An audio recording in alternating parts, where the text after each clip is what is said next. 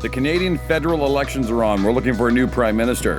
For my American viewers, that means that we're looking for a new president. So before I introduce my guest, I want to let you know that I'm tired of the Robin Hood politics. What do I mean by that? Stealing from the rich and giving to the poor. Being poor isn't a bad thing, by the way. It causes adversity and makes you fight to get to the top. This is a guy who started in a basement apartment. Divorced with a kid, single dad, broke. My brothers and I started Stadia Door and Glass. And if it wasn't for the fact that I didn't have any financial support from the government, I wouldn't have crawled my way out of the ditch I was living in. Tonight's Aurum window washing. That's right, Sky Reach and Solar. This is your competitor. He came on my show to tell me how he dragged his way out of poverty and got himself up and running. He's 29 years old. He's probably one of the most inventive, creative entrepreneurs I've interviewed so far. I'm really hoping that I can get Neil Dance or Kevin Stanley to come on my show and let me know how their business operates. I'm Tim Byrne. This is Tim Byrne Almost Live. And you're right, I will see you on the backside.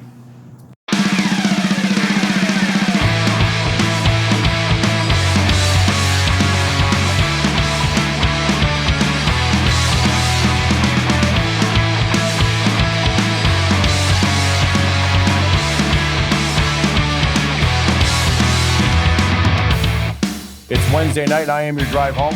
I am, welcome, Michael. Michael from Aurum Window Washing. Nice to see you, Tim. All right, Michael's my new superhero. I met Michael formally about a week and a half ago because he wanted to talk about whether there's some synergy between his organization and Stadia Door and Glass that I'm involved with.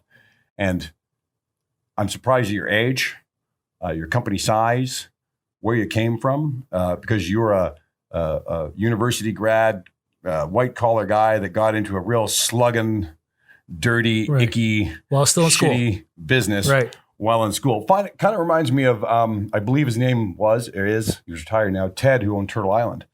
Did you ever meet him, Ted? No, never. So Turtle Island, you know Turtle Island? Disposal waste company. They had 500-600 trucks on the road. Okay. He started in Seneca College, picking up tin cans to pay for his university and college degree. Right. Shoved him in the back of a Caprici a station wagon, the wood panel jobs, filled him, took him to the recycling place, sold his company for a few $100 million when he was 47 years old, had 2 boxes at Maple Leaf Gardens. Not Maple Leaf, ACC or whatever. So he has milk in the fridge, how I like to say. Yeah, no, he was my superhero. He and I are the same age, but he retired 5 years ago and I'm still working stiff. But that's what a couple of divorces do. They keep you working. How old were you when you started? 19. So my story is kind of interesting. So I was attending the School of Business at the time, York University, one of the top business programs in the country. We had the York University strike. Longest strike in York University history. Okay. I remember this. Just got beaten by this most recent one. Kind of pissed off though, because I can no longer use it in my sales pitch. But I started knocking on doors selling window cleaning. Only because you weren't going to school. Yeah, literally just wanted to make some extra money for the summertime. Wasn't supposed to be a long-term thing. Homes. Like window cleaning, houses, like knock. Hi, Mrs. subdivisions. Jones, can I wash your Exactly. windows? I always wanted to be a banker, Tim. Always. And then started making really good money out of it. What's your dad do? So my dad was a window and door salesman for a vinyl window door company. Okay. All right. Started knocking on doors, started making killer money. And I was still second year university. No, obviously I was selling, I wasn't cleaning. So a couple of my friends were cleaning. Have you ever cleaned a window in your life? So I'm gonna tread softly here. The answer is no. And I'll give you a funny story. When I pull up to a gas station, and again, we're the largest company in the country now, and I try to clean my windshield. My wife just shakes her head. If only your customers knew that the owner can't even clean a windshield. But no, I always focused on sales. I always had window cleaning. So you went out, knocked on doors. Yep. And hired guys behind you. Yes. Your own guys. Yes. To come windows in and clean them. Yeah. So the first year we had 2 crews, 2 vans, and we were cleaning windows. So I mean, you bought. And during the strike, you bought a couple of vans. Yeah. So I maxed out my student MasterCard. I think it was the SBC MasterCard back then, $3,000. Bought 2 shit boxes. I can swear on this, right? Yeah, you can say whatever the fuck you it's want. HBO. This does fucking not matter. So maxed out my student MasterCard, bought 2 shitty caravans, and paid them off probably within a couple of days. Really? Yeah. A lot of opportunity in that business. That business has changed now. Became a very oversaturated. The prices started going down. But there's a lot of opportunity back then. When I graduated, I told my parents... You went back to when the strike ended, and you went back to school, but you kept those 2 crews on. Yeah, absolutely. So I was running from the office to the classroom. And really? Very little classroom towards the end of my career in school. So did you graduate? Yeah, I finished pretty well too. So I had an assistant that was sitting in my office. Like it was call it a hustle with an office. Best way to describe it. What year were you in when you started? Second year. Summer of second. Four-year program. Yes. By the time you graduated, Yep. Did you have more trucks in the road? We're like 8 to 10 already. Fuck off. Yeah. I wasn't really attending class already at that point. Like, I'll give you an example. You had 8 to 10 trucks in the road after 2 years. Yeah. Cleaning windows. Yep. Keep in mind, it was seasonal. You're not cleaning windows in the winter time. January, February, March, you're doing fuck all. Well, we're calling previous customers, but there's no call it operations. Right. And so to call it during the peak of school, that kind of helped out because you're not that busy, because you're not really cleaning windows. And then towards February, March, you start pre-booking everybody. You must be a really good sales guy. That's the only thing I'm good at. Yeah, because I mean, those are residential calls too, right? So I had a call center, and that's where were you telemarketing when you? It's a company called Prime Tech Windows. I don't know if they still exist. Prime Tech. Prime Windows does. I don't know. Prime Tech. Then I went to a company called Century Windows, and I got fired. Nice. All right, I like ghost stories. How'd you get fired? So what'd you do? I didn't create leads for 4 shifts, and they called me. They fired me, and again, I remember I was heartbroken. I was like 13 years old. I literally started crying. Like, I can't keep a telemarketing job. And then a friend of mine got me a job at Canadian Choice Windows, which you've probably heard of. Yeah. Best thing that ever happened to me. Again, not realizing in the moment. Went there, had an amazing telemarketing manager, taught me the grassroots. And then I became the top performer within 6 months. And those same sales skills, selling on the phone when you're calling somebody right to tell you to fuck off. Did you go into university as a telemarketer guide? Yes. So I telemarketed all throughout high school. So why didn't you just go do that? Why did you decide to walk around and wash windows? Like, what was the moment when you're sitting around smoking a joint going, I'm going to wash windows instead of sell them for somebody else? So I hate weed for the record. The last time I smoked weed was a prom. They don't like it. Yeah, I'm not a big weed smoker either. So what happened was it wasn't even a window cleaning company initially. So do you remember those lawn aeration machines? Yeah, aerators. Yeah. So there's a big company called back then Spring Masters. I never worked for them, but a buddy of mine did. And he's telling me about it. Ben Stewart, I'm sure you heard of this company. Yeah. Huge. I go, listen, why can't we rent an aerator? Looked at it, $30 a day. One started aerating lawns. That's how we started. But people kept asking, hey, do you clean windows? Do you clean windows? Do you clean windows? And I always say that the best way to find out what the market needs, the market fucking tells you. Sure. So that's why we started offering window cleaning. Aeration season is very, very, very short amount of time, 6 to 8 weeks. And that's when we started doing window cleaning. So it was a quick hustle with aeration first. I should have mentioned that. You walked out of university to become a banker and said the window washing business is doing too well for me to leave it. So I never actually went to becoming a banker. When I graduated, I told my parents I'm going to do it full time, the window cleaning. Who paid for your education? So the first year and a half, my parents did. Then I paid my own. Right, because it's the quintessential moment, right? When you're in debt with your parents for 60 or 70 G's and they go, you want to what? Yeah. You want to wash fucking windows? So for the last 3 years, I paid for my own education. Right. I had my own place. Again, I was making killer money. And then call a lot. And then it took us 2-3 years to scale all across Canada, residential. Okay. How old are you now? 29. You've been operating for 9 years? So 2008 was started. So call it 11 years. 11 years. Yeah. Okay. So how many employees? I'm going to jump to the end game and I'm going to bring you back to finishing university. How many employees do you have now? So it's a bit seasonal, between 300 to 400 employees and contractors. Across Canada. Country. Yeah. How many buildings are you sorry, now you're not doing residential. Not at all. We exited that space completely. So if I ask you to do my house, you won't do it. I'll do it as a favor, but that's what it is. And it ain't you. No. How many buildings are you actually washing then? So we clean close to 25,000 buildings. And by building, I mean a high-rise structure and the local Tim Hortons. So it's about 25,000 customers a year.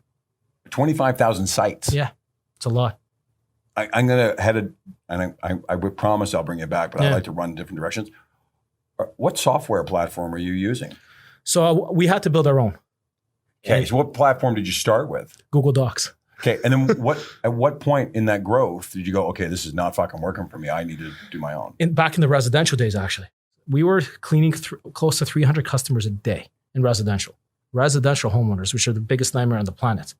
And again, there's rain day, one of your cleaners doesn't show up. Shit, it's a nightmare. It's everywhere. Yeah. And so I knew we couldn't scale the business that we want to scale to on the existing software. Didn't exist. So we had to commission build our own.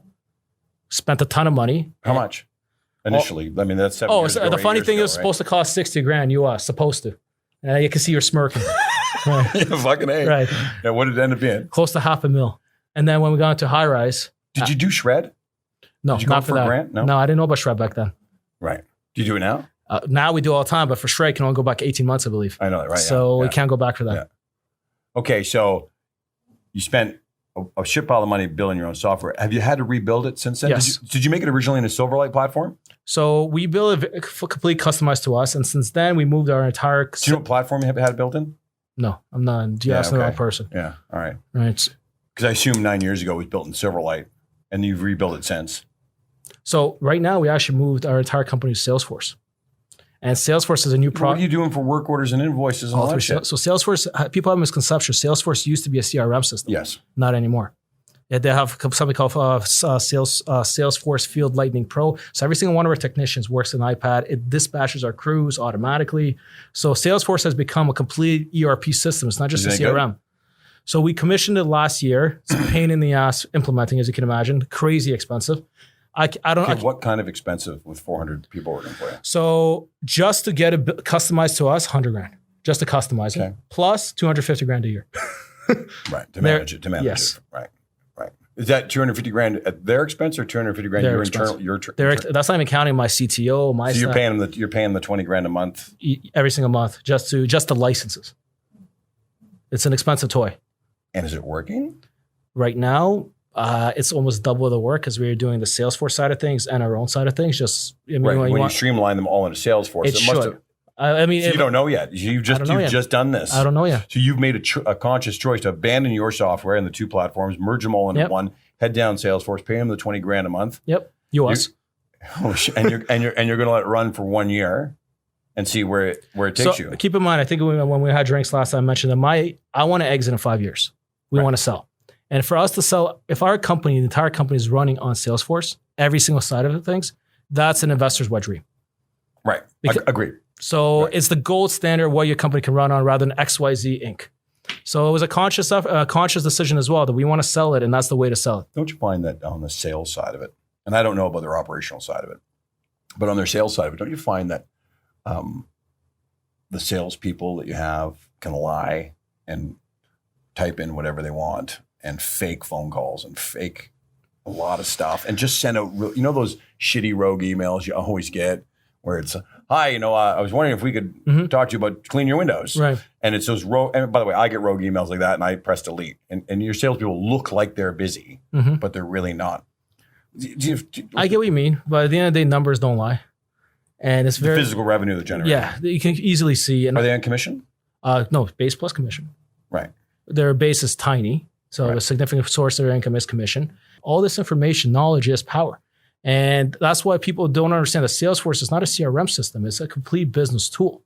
It's going to completely expedite any type of sale you ever made. It's going to help with your closing ratio completely because of all the little nooks and crannies that it does. If you call me, I have Salesforce on my phone. It'll pull up your profile right away. I know who's calling. Hey, Tim, how's it going? Your whole profile is there. Without entering context in your phone. It's all there. It's all there. Right. It's... Again, it's a little premature to tell, but I think it's going to be a game changer. But one of my bookkeepers, which I pay $50,000 a year, 2 days of the week, call it 40% of the time, all she does is invoicing. Yeah, brutal, right? That should be an automated fucking process. It should be. Fucking right. Damn, this is me. Head count. Do I spend that kind of money on software?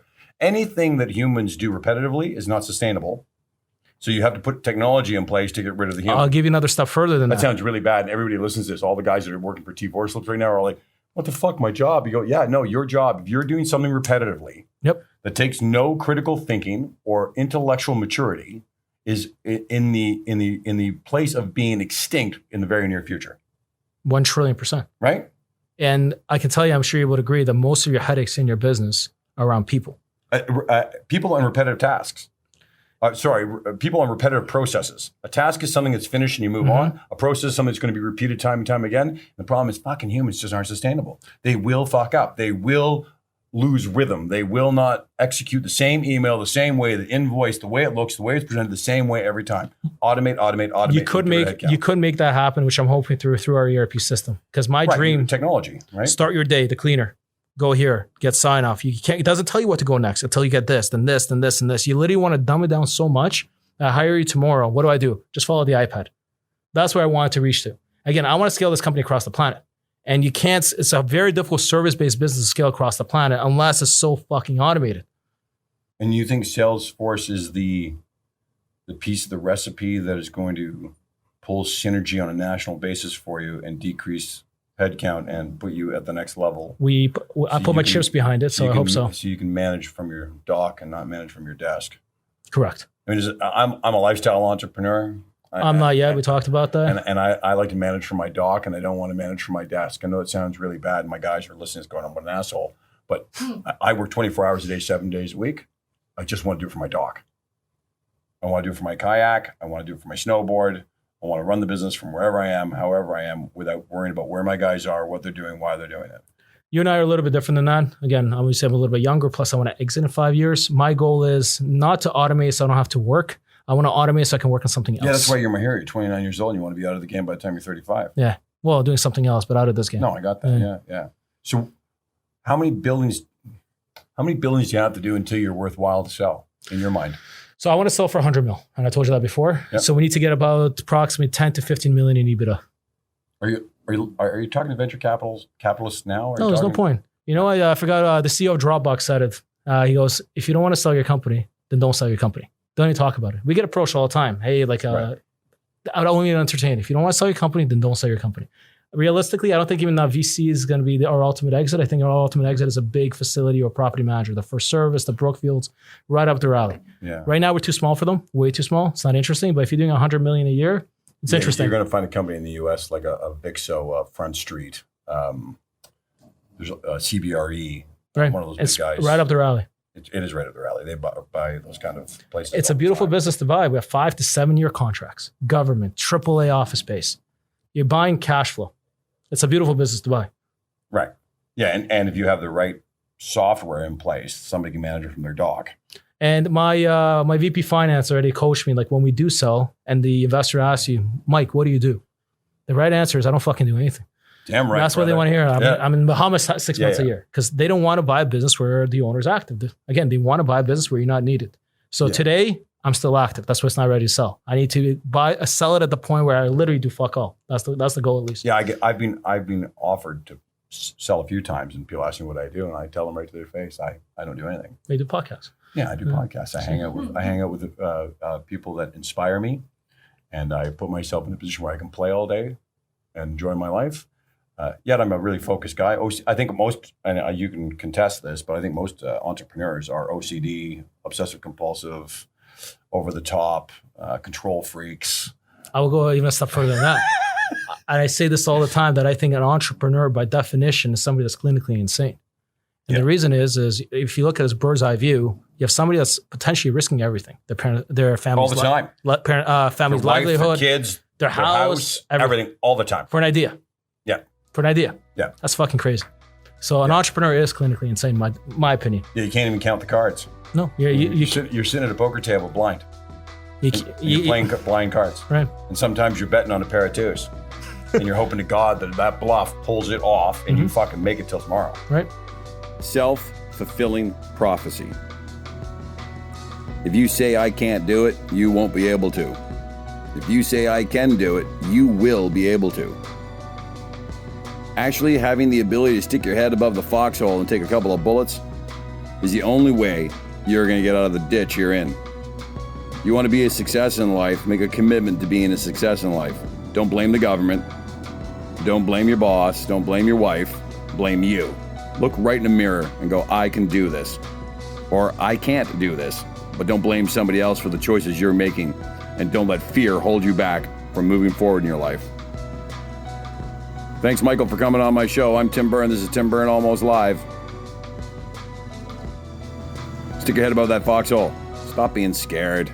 Take a couple of bullets. You'll never get a Purple Heart.